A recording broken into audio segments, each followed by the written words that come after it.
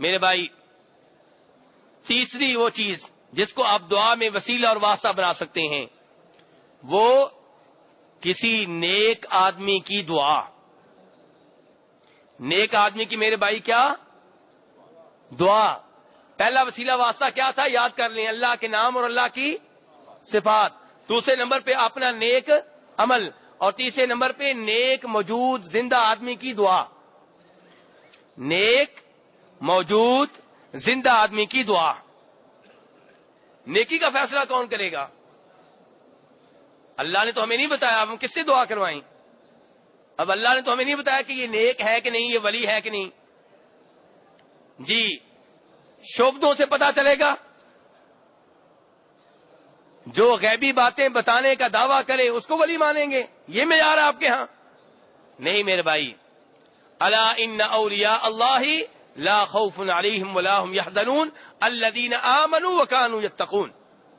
اللہ کے ولی بڑے متقی ہوتے ہیں, بڑے پرہیزگار ہوتے ہیں, گناہوں سے دور رہنے والے, حرام کاموں سے دور رہنے والے, شراب سے دور رہنے والے, عورتوں سے دور رہنے والے, ہر قسم کے گناہ سے دور رہنے والے, اور ہر قسم کے نیک عمل کرنے والے. یہ نشانیاں بتائی گئی ہیں. پھر بھی ہم مکمل طور پہ یقین کے ساتھ نہیں کہہ سکتے کہ جس کو میں ولی سمجھتا ہوں وہ ولی ہے. پھر بھی ہم یہ کہیں گے کہ ولی لگتا ہے. بظاہر اس کے اعمال نیکوں والے ہیں, بظاہر اس کے اعمال وہ ہیں جن کی بنیاد پہ ہم کہہ سکتے ہیں کہ اللہ کا نیک بندہ ہے. میرے بھائی وہ بزرگ جن کی بڑی بڑی قبریں ہیں پاکستان میں, انڈیا میں, بنگلہ دیش میں, دیگر ممالک میں, کیا گارنٹی کے ساتھ کہا جا سکتا ہے کہ یہ اللہ کے ولی ہیں؟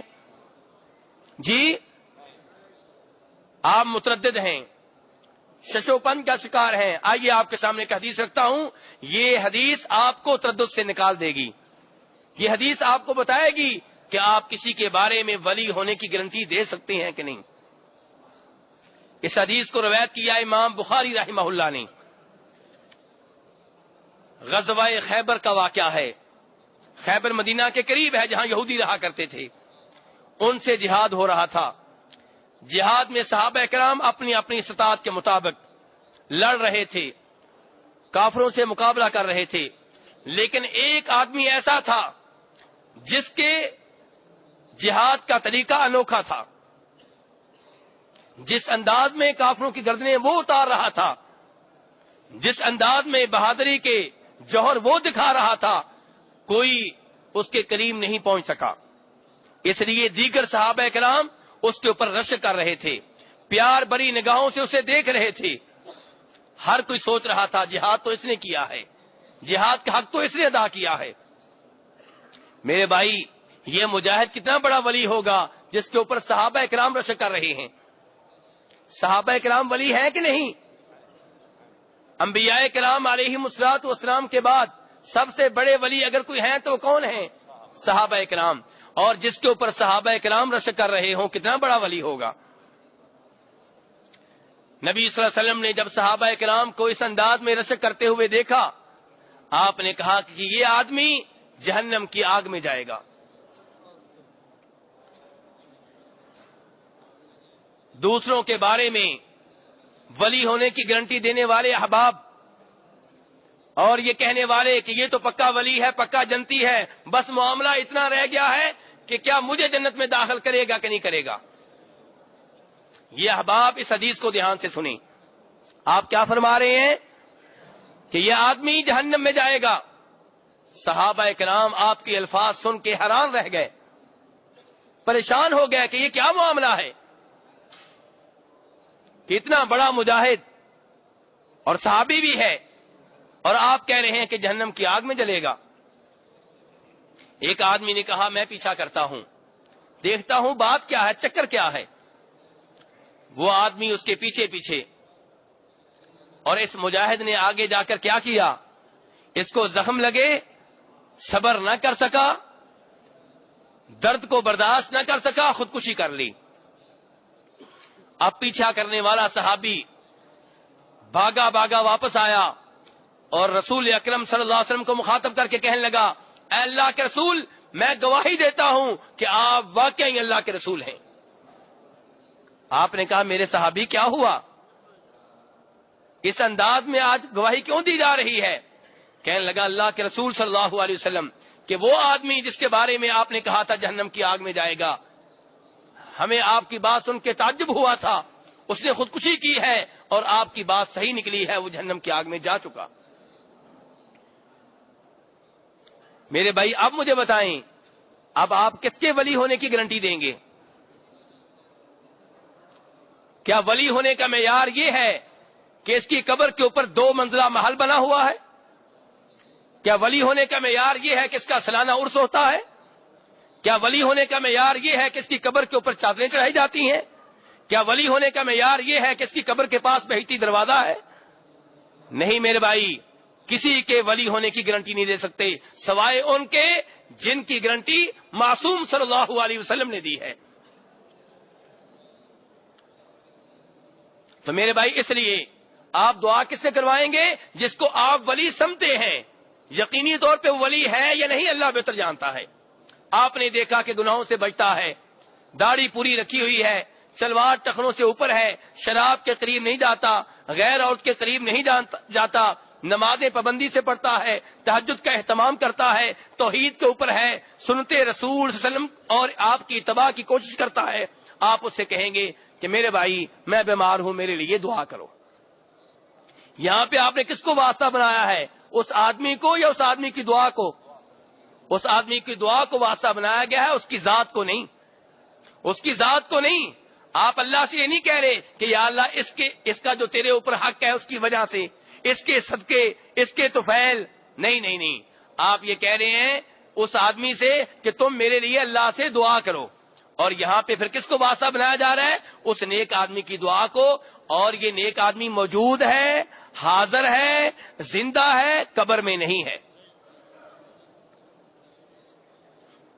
قبر والے سے نہیں کہنا کہ میرے لیے دعا کرو، قبر پہ جا کے نہیں کہنا میرے لیے استغفار کرو، قبر پہ جا کے نہیں کہنا ہمارے لیے شفاعت کیجئے گا، کیونکہ قبر والے فوت ہو چکے۔ جی ہاں، انبیاء کرام علیہم الصلوۃ والسلام بھی فوت ہو چکے، اور تو اور سید الانبیاء خاتم النبیین صلی اللہ علیہ وسلم کے اوپر بھی موت آ چکی۔ میں نہیں کہہ رہا، اللہ کا قرآن کہہ رہا ہے انک میت وانہم میتون۔ 23واں سپارہ سورہ زمر اور 34 سپارے میں فرمایا افئن مات او قتل انقلبتم علی اعقابکم۔ البتہ اس میں کوئی شک نہیں ہے کہ انبیاء کرام علیہم الصلوۃ والسلام کو برزخ والی زندگی حاصل ہے، لیکن اس زندگی کا دنیا کی زندگی سے کوئی تعلق نہیں ہے، اور وہ اس زندگی سے مختلف ہے جو قبر میں جانے سے پہلے ہوتی ہے، اور اس زندگی سے مختلف ہے جو قبروں سے اٹھنے کے بعد ہوگی۔ اس کی کیفیت اللہ بہتر جانتا ہے، غیبی جہان ہے، اس کے بارے میں جتنا بتایا گیا وہ معلوم ہے، اور جو نہیں بتایا گیا ہم نہیں جانتے۔ اس لیے یہ کہنا کہ نعوذ باللہ انبیاء کرام علیہم الصلوۃ والسلام کو قبروں میں جو زندگی حاصل ہے وہ دنیا کی طرح ہے، اور نعوذ باللہ قبر میں انہیں بیگمات پیش کی جاتی ہیں، یہ بہت بڑا جملہ ہے، اس سے توبہ کرنی چاہیے۔ میرے بھائی اگر وہ زندگی دنیا والی زندگی ہوتی تو پھر کفن کیوں پہنایا گیا؟ جنازہ کیوں پڑھا گیا؟ قبر میں کیوں اتارا گیا؟ مٹی کیوں ڈالی گئی؟ پتا چلا میرے بھائی کہ جیسا کہ قرآن نے کہہ دیا انک میت، قرآن نے بولا ہے میرے بھائی، اور قرآن نے جو لفظ بول دیا اس میں کوئی شک و شبہ نہیں ہے۔ جذبات میں آ کر، عقیدت میں آ کر، محبت کے نام پہ ان قرآنی آیات کو نہ جٹلائیں۔ تو اس لیے میرے بھائی کہنے کا مطلب یہ ہے کہ دعا کا وسیلہ آپ اختیار کریں گے، لیکن کس سے دعا کروائیں گے؟ جو موجود ہے، زندہ ہے، اور جس کے بارے میں آپ کو امید ہے کہ یہ اللہ کا ولی ہے۔ آپ اس سے کہیں گے کہ تم میرے لیے دعا کرو۔ اور اس وسیلے واسطے کا ثبوت کیا ہے؟ میرے بھائی قرآن سے بھی ثبوت ملتا ہے، اور نبی صلی اللہ علیہ وسلم کی احادیث سے بھی ثبوت ملتا ہے۔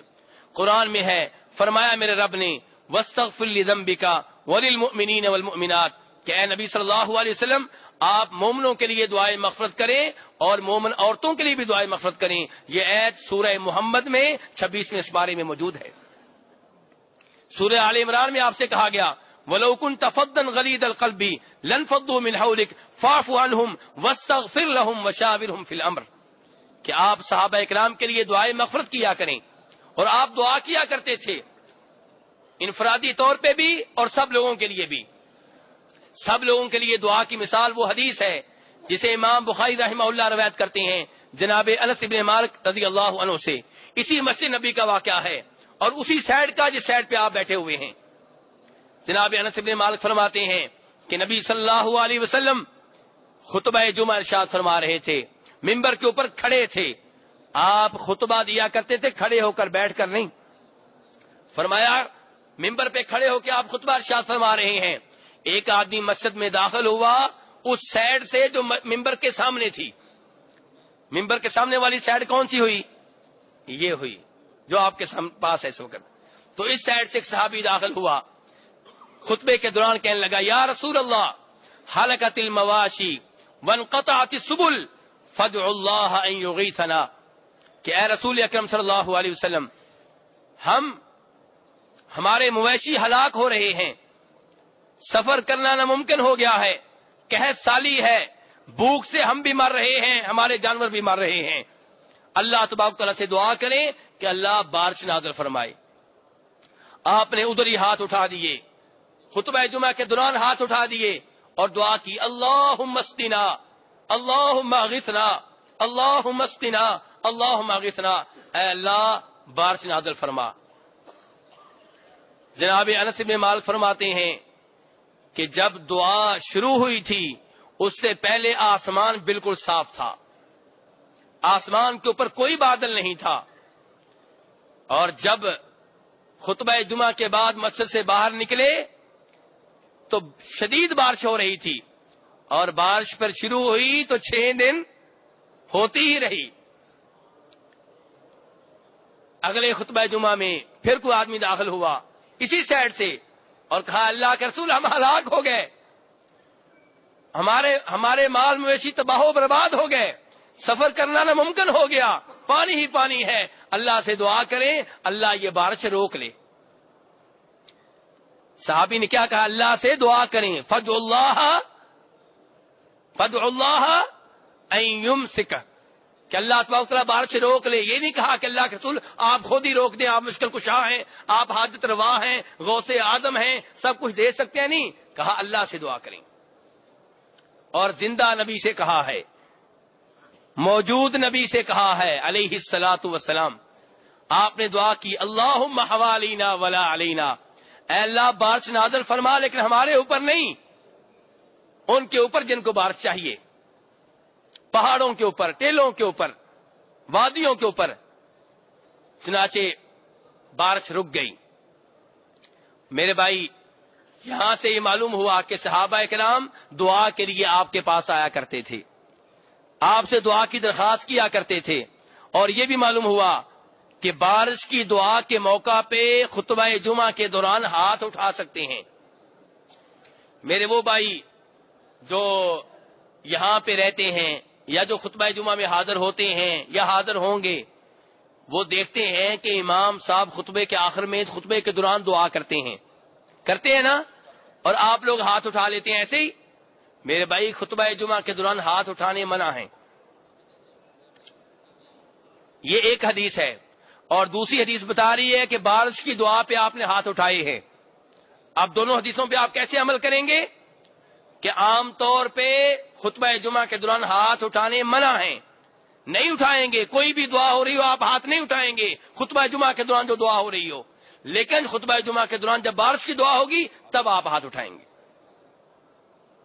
بالکل ایسے ہی جیسے تھوڑی دیر پہلے ہم نے کیا کہا تھا کہ قرآن کہتا ہے انک میت، کیا آپ فوت ہو چکے ہیں، اور حدیث بتاتی ہے کہ انبیاء کرام زندہ ہیں، تو وہ زندگی برزخ والی زندگی ہے اور یہ موت دنیا والی موت ہے۔ تو بہرحال میرے بھائی یہاں پہ آپ سے دعا کروائی گئی اور آپ نے دعا کی، ایسے ہی